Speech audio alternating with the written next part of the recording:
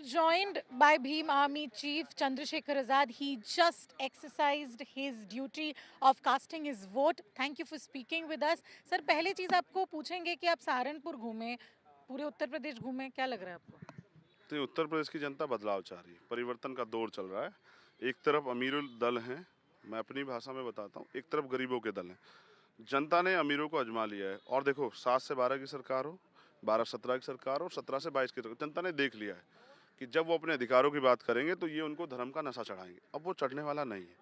आज भी अगर बीजेपी को के मुख्यमंत्री को और पूरी बीजेपी की केंद्र की सरकार को यहाँ उतरना पड़ रहा है, तो आप देखिए हालात क्या हैं। बीजेपी के विधायक एमपी पिट रहे हैं अपने क्षेत्रों में जाते हुए, विरोध हो रहा है।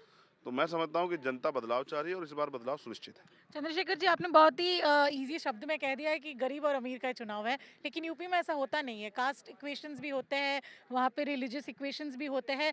कास्ट इक्वेशन की अगर बात करें, दलितों को वू करने के लिए सारे पार्टीज लग गई है। मायावती जी भी बहुत लेट उतरी, तो ऐसे में आपको क्या लगता है कि वो दलित वोट अगर सब में बट जाएगा, किसी एक पार्टी को बेनिफिट होगा? क्या यही प्रोसीडियर है इस बार यूपी इलेक्शन? नहीं, मैं समझता हूँ दलित का वोट इतना है जितना पूरे उत्तर प्रदेश में अपर कास्ट हिंदू का वोट उससे भी ज़्यादा है। जब वो बढ़ सकता है तो यहाँ भी चीज़ें ट्रांसफ़र हो सकती है। मैं मेरी हमारी लड़ाई इसी के खिलाफ है कि जाति धर्म से ऊपर उठ के अब मुद्दों की राजनीति हो। मैं ये पूछना चाहता हूँ कि जब नौजवानों को रोजगार की जरूरत थी और विपक्ष को लड़ना था सरकार के खिलाफ, तो ये विपक्ष के लोग कहाँ थे? सड़कों पे थे। जब सरकार अन्याय अत्याचार करके निर्दोष लोगों को जेल भेज रही थी, जब पेपर जो भर्ती के पेपर लीक हो रहे थे, जब बहनों पे के साथ रेप हत्याएं हो रही, तब ये विपक्ष के लोग कहाँ थे? इनको सिर्फ चुनाव ही लड़ना है। मैं किसी के लिए पक्ष में नहीं कह रहा हूँ, मैं कह रहा हूँ कि जनता ने सारे नेताओं को देख लिया है। आज़ाद समाज पार्टी को भी, क्योंकि वो नया दल है, उसको इग्नोर किया जाए, लेकिन सच ये है जब रिजल्ट आएगा तो आपको देखने को मिलेगा कि आज़ाद समाज पार्टी के बिना उत्तर प्रदेश सरकार नहीं बनेगी। और जिन लोगों ने हमें नकार दिया था इस समझ के कि तो नए लोग हैं, वो भी लोग हमारे दरवाजे घूमते फिरेंगे कि आइए हमारी मदद करा दीजिए। तब भी हम उनको प्रयास करेंगे कि भाजपा को रोकने के लिए एक अच्छी सरकार बन जाए। अगर प्रधानमंत्री की बात करें, कुछ ही दिन पहले सहारनपुर आए थे। मुस्लिम जो महिलाएं हैं उनकी तरफ ज़्यादा इशारा करके बोला कि हमने आपके लिए ट्रिपल तलाक का काम किया। इस बार हिजाब का भी मुद्दा उन्होंने वेल्ड एक अटैक किया कहीं ना कहीं। तो क्या आपको लगता है कि इसमें कोई फ़ायदा होगा बीजेपी को? यही मुख्यमंत्री बयान दिए थे जब सीएए पर एनआरसी का आंदोलन चले कि मुसलमान अपने आप तो घर में घुस गए हैं और अपनी बीवियों को, अपनी बच्चों को सड़क पर बिठा दिया है। देखिए, मैं योगी आदित्यनाथ को एक्सीडेंटल मुख्यमंत्री मानता हूँ और वो हैं भी। ना 2012-17 में उनके नाम पे वोट पड़े थे, ना वो सीएम फेस थे। केशव प्रसाद मौर्य पिछड़े वर्ग के व्यक्ति थे जिनके नाम पे जनता ने स्वीकार किया कि बीजेपी का चाल चरित्र बदल गया है। पिछड़े वर्ग के व्यक्ति को मुख्यमंत्री बनाए तो ठीक है, इनको वोट देते हैं।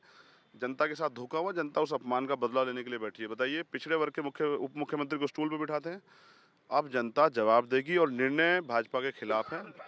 आज आप मेरी बात को नोट कर लीजिए कि बीजेपी के एमपी एमएलए क्षेत्रों में नहीं घुस पा रहे हैं। इसका परिणाम ये है कि बीजेपी ने 5 साल काम नहीं किया है। जनता त्रस्त है और गोरखपुर के हाल तो उससे भी बुरे हैं। चंद्रशेखर जी, क्योंकि आपने मुख्यमंत्री की बात की, आज सवेरे उन्होंने कहा कि देश को गजवाए हिंद नहीं होने देंगे।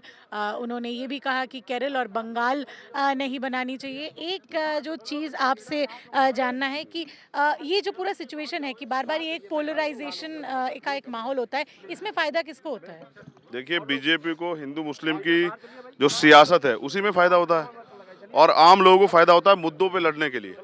तो मुद्दों की सियासत जो है वो होनी चाहिए और उत्तर प्रदेश में बहुत ज़रूरी है। तो मैं समझता हूँ कि उत्तर प्रदेश में इस बार बदलेगा। कोई दोबारा मुख्यमंत्री नहीं बना है, उत्तर प्रदेश का एक इतिहास है। लेकिन उत्तर प्रदेश बदलाव मांग रहा है, इसका इसका परिणाम 10 मार्च को आ रहा है।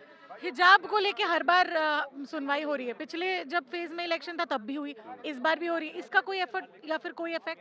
प्रयास किया जा रहा है कि इसके जरिए पोलराइजेशन हो जाए, जबकि अभी नहीं हो रहा है। इस बार मिलके भारतीय जनता पार्टी को आम आदमी रोकने के लिए खड़े हुए हैं और जो जहां मजबूत प्रत्याशी और अच्छे प्रत्याशी हैं उनको वोट दे रहे हैं। एक आखिरी सवाल, आप डायरेक्ट सीएम के साथ फाइट पे उतरे हो गोरखपुर में। आपने खुद कहा कि आप इतने दूर गए हो क्योंकि कहीं ना कहीं आप कॉन्फिडेंट हो। क्या है वो कॉन्फिडेंस आपका? बिल्कुल कॉन्फिडेंट हैं और हम लोग जीत रहे हैं। और गोरखपुर ने जो सहा है 5 साल, आप ये समझिए 4 महीने गोरखपुर झील बना रहता है। मुख्यमंत्री जो है कुछ नहीं कर पाते, तो इसका मतलब ये है कि वो चाहते नहीं। जब गोरखपुर की जनता को जरूरत होती है कोरोना काल में, तो मुख्यमंत्री बिहार रहते हैं या बंगाल रहते हैं। जब उनको गोरखपुर से प्यार नहीं तो गोरखपुर की जनता उनको वोट क्यों दे?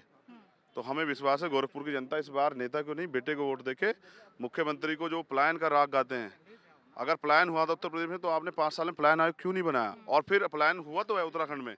उत्तराखंड के प्लान की वजह से तो मुख्यमंत्री वहाँ पहुँचे। अब हम उनको वापसी करा देंगे, उत्तराखंड ही भेजेंगे। शुक्रिया बात करने के लिए. That was Chandrasekhar Azad who said that he's very confident of winning from Gorakhpur against the CM as well, and also he attacked the BJP over saying that they are trying to polarize the election, but they will not benefit from it. Video journalist Anup, this is Shreya Chatterjee for India Today.